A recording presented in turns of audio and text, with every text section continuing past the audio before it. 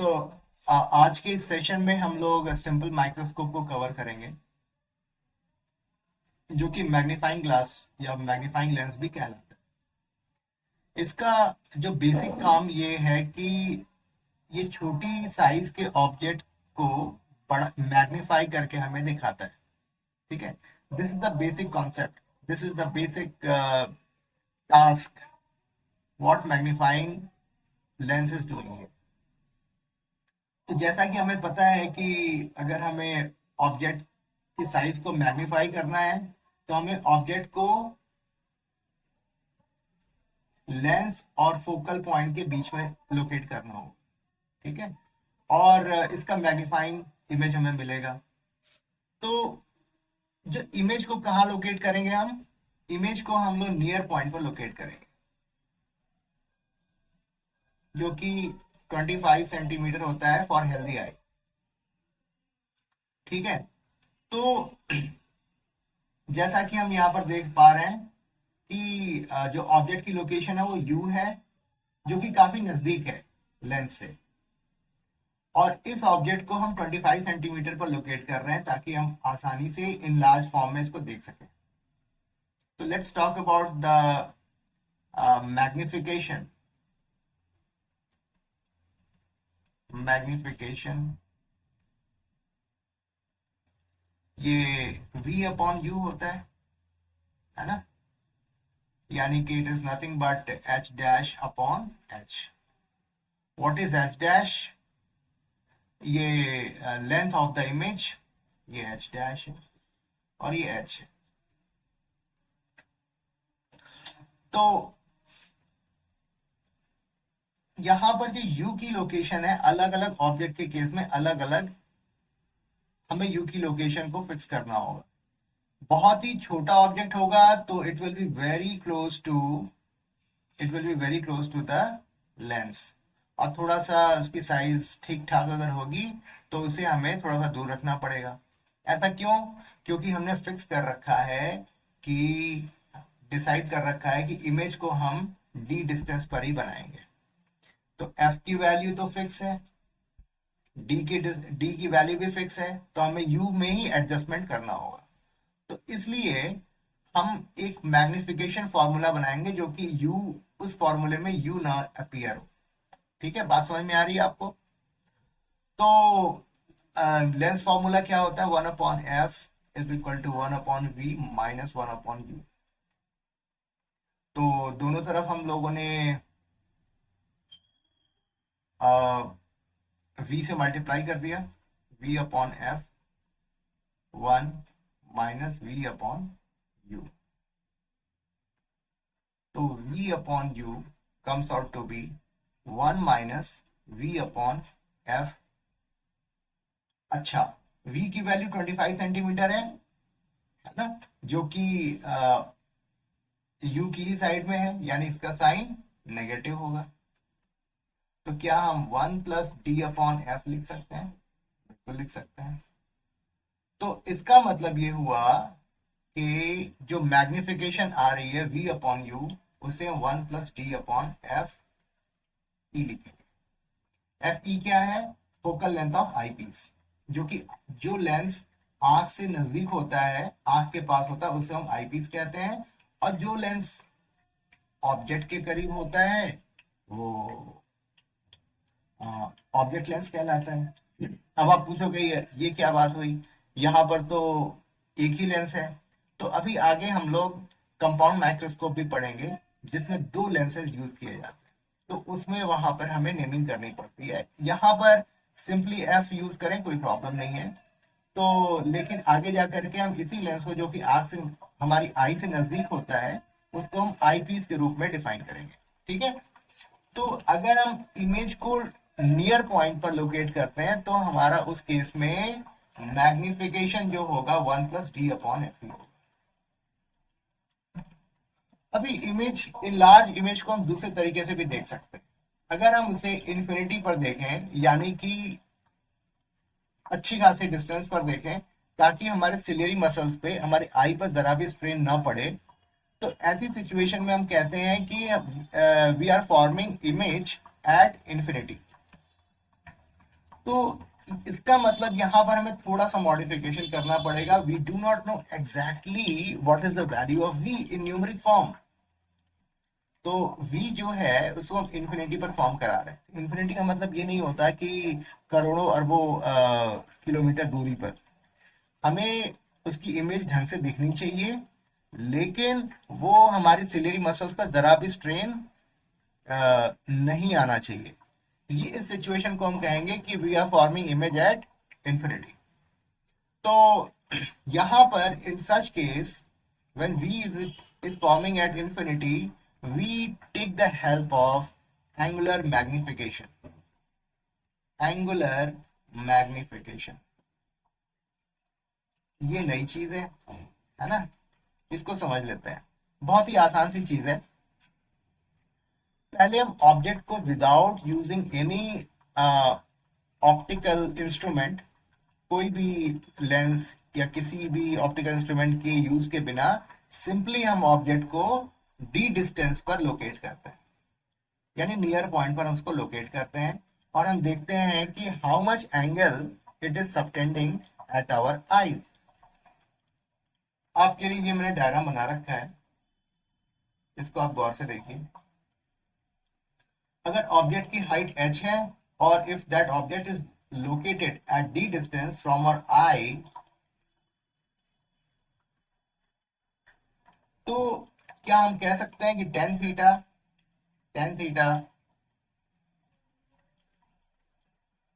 Theta naught जो है it will be h upon d. बिल्कुल कह सकते हैं. If angle for small angle approximation हम यूज कर सकते हैं, theta naught is equal to h upon. ठीक है ना. अभी now we are using optical lens also. तो ऑप्टिकल लेंस के साथ जब हम ऑब्जेक्ट को लोकेट करते हैं, मतलब उसके साथ ऑब्जेक्ट को यूज करते हैं, तो in order to locate image as infinity, ये हमें पता है कि हमें उसके फोकल लेंथ पर ऑब्जेक्ट को प्लेस करना पड़ेगा. ये बात हमें पहले से पता है. अगर हम ऑब्जेक्ट को फोकल लेंथ पर लोकेट करें तो हमें इमेज जो है वो कहाँ पर मिलेगी, इंफिनिटी पे मिलेगी. छोटा सा मैं आपको डिराइव करके दिखा भी देता हूँ. ऐसा हम लोगों ने पहले किया हुआ है.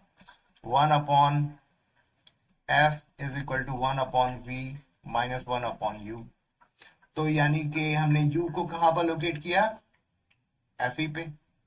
तो 1/f 1/v प्लस 1/f, क्योंकि ये जो u की लोकेशन है वो नेगेटिव होगी, तो ये और ये कैंसिल हो गया.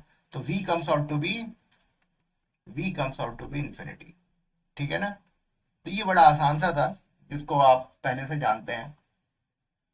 तो इस केस में हम एंगुलर मैग्निफिकेशन जो है, यानी कि कितना एंगल सबटेंड कर रहा है आई पर, उसको हम लोग देखेंगे. एक्चुअली मैंने आई को काफी दूर बना दिया है. ये जो आंखें हैं वो थोड़ी नजदीक होनी चाहिए थी, but anyways that's not a problem. तो एंगुलर मैग्निफिकेशन, तो angle subtended by the object when used with optical instrument. उस केस में हमारा एंगल क्या बन रहा है, लेट्स से ये एंगल बन रहा है थीटा आई. तो tan theta I comes out to be h upon u. u क्या है, जैसा कि अभी मैंने बताया कि फोकल पॉइंट पर हमें लोकेट करना पड़ेगा, तभी हमें ऑब्जेक्ट की इमेज इंफिनिटी पर मिलेगी.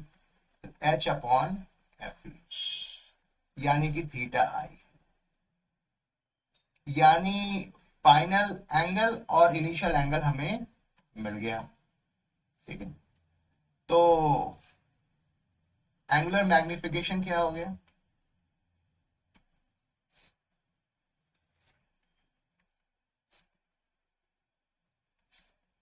m is equal to theta I final angle divided by initial angle. तो h upon F E divided by h upon d।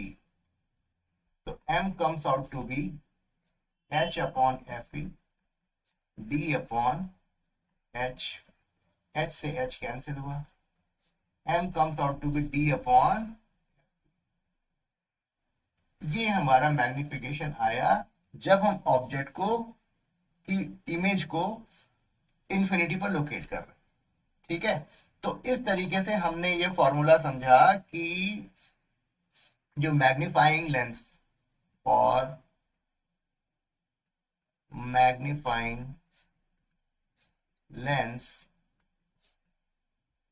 Magnification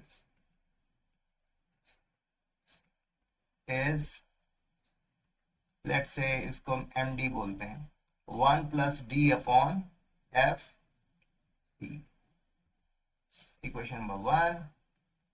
and magnification जब इमेज को इन्फिनिटी पर शो कर रहे हैं तो उस केस में d अपॉन, यानी नियर पॉइंट पर हमें ज्यादा मैग्निफिकेशन मिलता है। ठीक है, आई होप इतनी बात आपको समझ में आई हो। तो इस तरीके से हमने सिंपल माइक्रोस्कोप के कॉन्सेप्ट को समझ लिया। ठीक है, अब फटाक से मैं आपको कंपाउंड माइक्रोस्कोप की दुनिया में मैं आपको लेके जाता हूं, जहां पर सीधा सीधा इसका सिंपल माइक्रोस्कोप से संबंध है। तो ठीक है, मैंने आपके लिए पहले से इमेज बना रखा है, क्योंकि अगर आप इमेज ना बनाना शुरू करो तो it takes lots of time. तो यहाँ पे दो लेंसेज हैं, एक पहले वाले लेंस को हम बोलेंगे objective, objective lens, objective lens बोलेंगे, और इसको कहेंगे आईपीस। तो जिसके डिटेल्स मैंने हल्के फुल्के आपको, आईपीस की डिटेल्स मैंने आपको दे दिया है सिंपल माइक्रोस्कोप में। तो जब भी मैग्निफिकेशन की बात करेंगे तो दो सिचुएशन में, दो केसेस को स्टडी करेंगे। जब हम फाइनल इमेज को नियर पॉइंट पे बना रहे हैं, यानी कि डी डिस्टेंस से बना रहे हैं। दूसरा केस ये है कि when we are forming final image at infinity.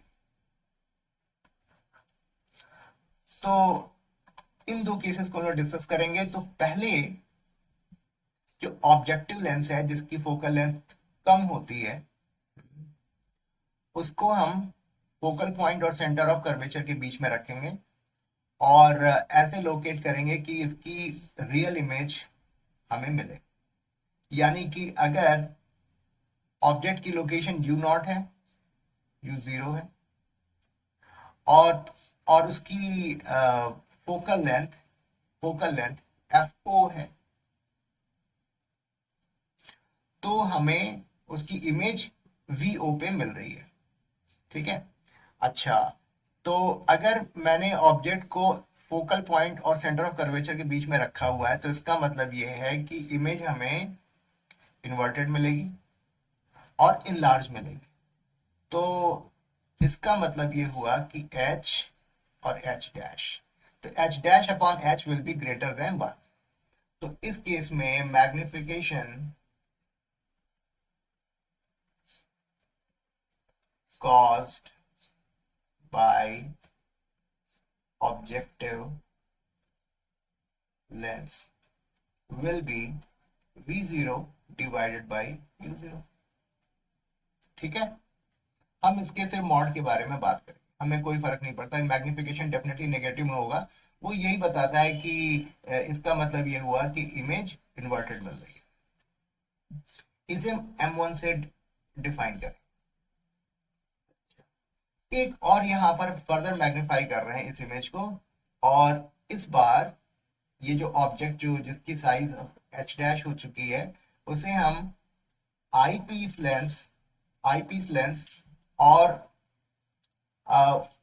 जो फोकल पॉइंट है उसके बीच में इसे लोकेट करेंगे। ठीक है ना, तो इस तरीके से हमें इसकी फर्दर मैग्निफिकेशन हम कर रहे हैं, जहां पर जो ऑब्जेक्ट की लोकेशन है वो आईपीस और फोकल पॉइंट के बीच में है। तो दैट विल बी, और ये आईपीस की मैग्निफिकेशन होगी। अगर हम इसे डी डिस्टेंस पर लोकेट कर रहे हैं तो उसकी मैग्निफिकेशन क्या होगी, 1 प्लस डी अपॉन एफ ई। ये हमने अभी अभी पढ़ा है। तो टोटल मैग्निफिकेशन क्या हो गया, m will be m1 into me,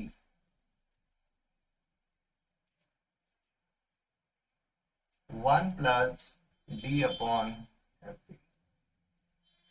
ठीक है, इस तरीके से हमने कंपाउंड माइक्रोस्कोप का मैग्निफिकेशन करना सीखा।